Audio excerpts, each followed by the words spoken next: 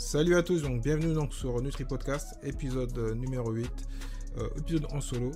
Aujourd'hui donc pour la fin d'année, le dernier épisode, avant de passer sur d'autres interviews et des épisodes sur la cétose, le jeûne.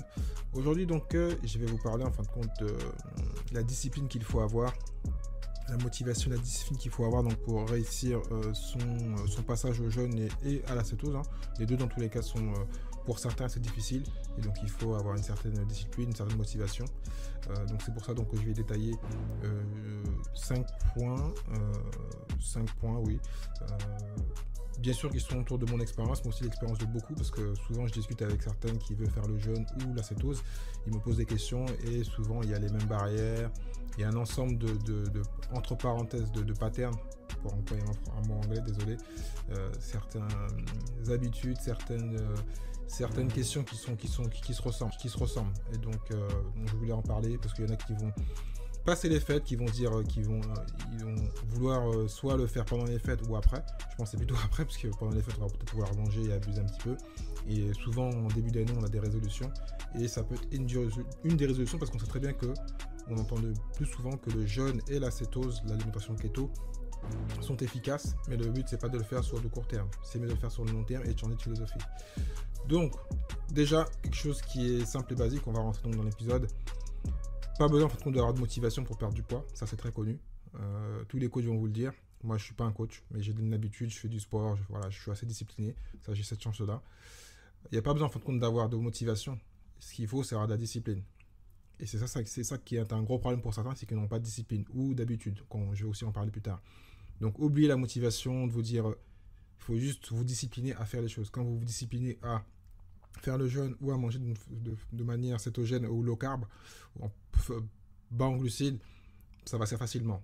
On peut avoir la plus grande démotivation, mais si on n'a pas la discipline de faire les choses, on ne pourra pas le faire. Là, actuellement, j'avais une grosse journée, mais j'ai la discipline et l'habitude de faire des aliments qui vont me mettre facilement dans la bonne alimentation. Donc je fais mes propres repas. Je ne vais pas aller dans les centres commerciaux ou dans les grandes distributions et aller prendre des plats qui sont tout préparés.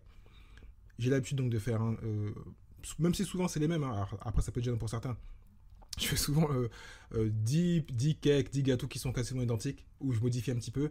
Mais comme j'ai l'habitude de le faire, je sais que chaque semaine je les ferai 2-3 fois. Je ferai mon pain, ou des fois 2 fois mon pain. Parce que moi je mange du pain cétogène, mais certains pour eux c'est plus facile, ils n'ont pas mangé ça, donc c'est facile. Je vais faire cuire mes glucides, donc mes légumes. Je vais faire certaines choses qui vont me faciliter la vie. Donc quand je vais rentrer dans mon frigo ou quand je vais aller quand je vais chercher, les aliments seront autour de moi, donc ça va être assez facile. Parenthèse. Donc on est tous plus ou moins motivés, mais la motivation, qu'elle soit grande ou petite, il faut se dire que c'est plutôt des disciplines qu'il faut avoir. Donc apprendre à être discipliné. Donc le premier point, je ne me suis même pas rentré dedans, le premier point c'est de faire une liste. Donc essayez donc de faire une liste des choses que vous devez faire et ne devez pas faire. Parce que souvent vous le savez, par rapport aux courses, par rapport à dormir plus tôt, plus tard, enfin toutes ces choses-là qui vont vous mettre en bon état d'esprit par rapport aux jeûnes et autres. Essayez donc de changer vos habitudes alimentaires, tout simplement. Donc commencez à adopter des bonnes habitudes d'exercice. Tout ce qui est lié en fin de compte à ce qui va vous mettre dans le droit chemin. Et tout ça, vous l'écrivez. Je sais que certains n'aiment pas ça, ça fait un peu trop sérieux, mais bon, c'est mieux donc de marquer les choses et de le dire aussi aux autres. Même si certains vont vous démotiver, vous le marquez, vous faites une liste assez importante. Un peu comme on dit en développement personnel, de mettre des pourquoi. Comme ça, vous allez savoir pourquoi vous le faites. Et comme ça, quand les jours où il y aura des doutes, vous allez donc les revoir, les afficher. Et faire donc surtout des petits changements. Parce que si vous essayez de faire des grands changements ou trop de changements en même temps, par exemple, j'ai parlé du jeûne et de la cétose. Si vous faites les deux en même temps, certains vont réussir à le faire et d'autres vont pas réussir. Donc, il faut choisir l'un ou l'autre. Après, selon donc, les coachs, certains disent qu'il faut commencer par le jeûne ou par la cétose. Moi, j'ai commencé par le jeûne. On conseille souvent de commencer par habituer à manger cétogène parce que ça va être plus facile de faire le jeûne. Et c'est vrai. Donc, si on écoute les coachs et ceux que j'ai invités, commencez par manger donc plutôt retirer donc les glucides et manger gras, du bon gras, des protéines et ensuite vous passez au jeûne. Mais pas l'inverse. Mais bon, après, chacun est différent. Donc moi, j'ai commencé par le jeûne, ça à part. Donc faire des petits changements, tout petits, mais donc bien indiquer donc votre liste, je sais pas, 10, 20 choses qui vont vous motiver et ce qu'il faut faire et qu'il faut accomplir. Comme ça, vous savez, et vous le répétez, c'est vos objectifs à vous et vous les cochez quand elles sont atteintes. Et quand elles sont atteintes, techniquement, c'est devenu une habitude. Donc c'est dans votre liste. L'habitude de manger plus de gras, l'habitude de faire votre jeûne, de commencer à midi, de finir à 8h, ou même plus tôt. Et puis quand c'est après 2-3 mois, c'est une habitude, vous pouvez le retirer, il est là, c'est ancré, il n'y a plus à y penser. Et donc s'il faut, vous racheter un peu des éléments dans votre liste, et vous allez donc devenir plus discipliné. Donc pour la discipline, il faut donc faire une liste de choses qui sont importantes pour vous. Deuxièmement, donc, je dirais, commencer à apporter donc, des modifications donc, dans ce que vous faites. Donc, si automatiquement vous avez donc une liste complète de ce que vous voulez faire échanger, donc vous allez commencer à savoir ce qui est bon et ce qui est mauvais. Et aussi donc voir ce qui sont vos faiblesses et vos obstacles, qu'est-ce qui vous bloque. Donc certains, je vais être direct, c'est votre entourage, votre couple, sans mettre à mal de couple, ou les proches, ou quand vous allez manger, pour ceux qui vont reprendre l'activité en bureau, c'est l'entourage, donc ça va falloir le contrôler, donc le noter, se le dire comment je vais pouvoir passer cet obstacle qui vous empêche de changer, parce que certains, des fois, vous voulez changer, vous avez donc la motivation, la discipline, mais vous n'arrivez pas à changer. Et donc pour ça, il faut donc déjà identifier les obstacles, les problèmes, de manger devant la télé, enfin plein de choses. Vous les notez, au moins vous savez que ça existe et vous savez comment faire. Vous trouvez le pourquoi vous devez donc changer et avancer par rapport à ça. Donc dès que vous êtes conscient, vous savez donc quelles sont les influences positives et négatives. Donc essayez de les réduire tout doucement. Essayez pas du jour au lendemain de tout changer. Si vous mettez 3 sucres dans votre café, en retirez un, puis après encore un autre, puis ensuite 0. Certains ont la discipline, ont la force de retirer les 3 d'un coup, et d'autres ne l'auront pas. Donc allez tout doucement. Première semaine ou 1, deuxième semaine vous en retirez 2, puis 3, et puis tout doucement. Si vous ne mangez pas donc de légumes, rajoutez plus, retirez un peu de riz. Moi, par nature, c'est assez facile pour moi, donc je passe du jour au lendemain. C'est même ce que ma conjointe m'a dit, ma femme m'a dit, c'est un défaut, c'est bizarre, du jour au lendemain de changer. Je sais que beaucoup ne sont pas comme ça, donc il faut y aller par étapes. Et tout doucement, comme ça, au moins, il n'y aura pas de choc, on va dire. On n'aime pas naturellement le changement, et donc il ne faut pas donc prendre trop de risques, et plutôt donc, comme je dirais, construire des habitudes. Et en se faisant des objectifs réalistes, mais se construire des petites habitudes, et les petites habitudes vont faire donc des grosses habitudes, et automatiquement, une habitude répétée, c'est ce qu'on appelle de la discipline, indirectement.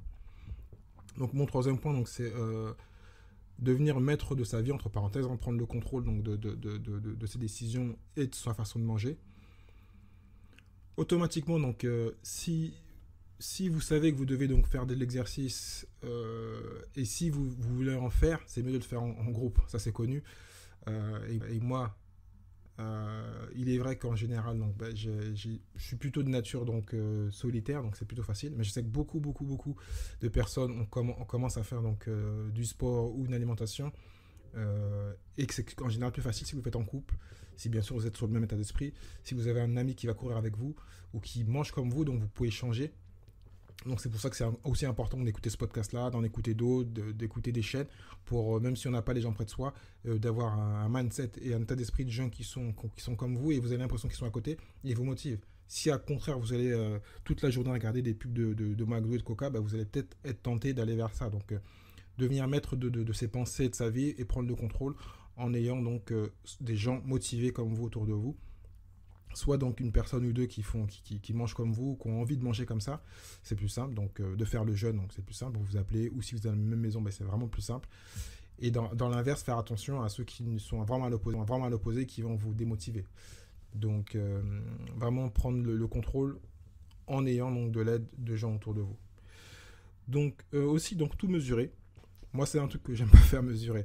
Mais je le vois d'une façon, je le fais mais sans mesurer vraiment, on peut tout peser. Mais c'est vrai que c'est important de mesurer et d'avoir entre parenthèses de la data, de tout traquer. Donc savoir combien vous mangez, parce que si vous faites réellement donc, l'alimentation cétogène, le jeûne, il y a moins de choses à traquer. Il faut juste rappeler qu'on doit manger si on fait les 16-8 heures, se rappeler qu'on s'est arrêté à 19h30 et qu'on doit reprendre à 11h30. Voilà, mais bon, ça c'est pas très compliqué, je pense. Mais vous faire un petit cahier ou un petit note, savoir ce que vous avez fait, vous rappeler ce que vous avez mangé, tous ces éléments-là.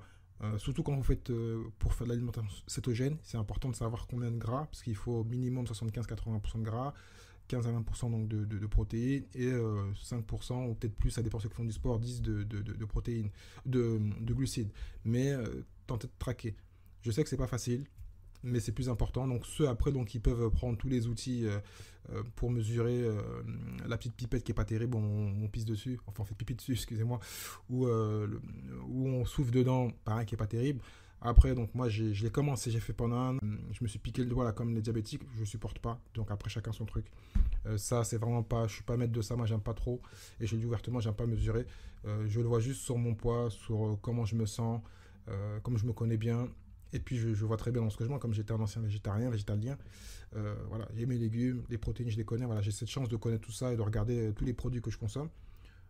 Voilà, je sais que je suis souvent entre en plus comme je fais le jeûne, donc je suis entre cétose et low carb des fois je sais que j'abuse, je sais que j'abuse sur les noix, mais voilà, comme je fais du sport, j'ai pas de stress par rapport à ça.